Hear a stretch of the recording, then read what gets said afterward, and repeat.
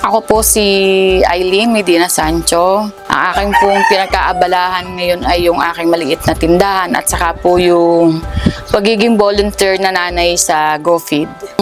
Una po, nakikitingin-tingin lang po kami noon sa mga nauna pong nag-volunteer na nanay na taga rito.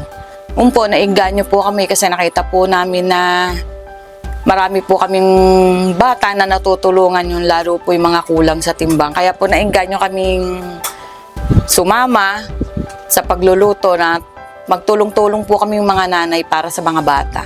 Ang hindi ko po makakalimutan ay yung pong nagtuturo kami na mabuting asal para sa mga bata at saka po yung sama-sama kami ng mga nanay na nagluluto dito para po sa pagkain po ng mga bata para po sila ay lumakas. Malaki naman po ang naging pagbabago kasi po dati halos kami mga nanay, kahit po kami magkakapitbahay, hindi kami ka-close.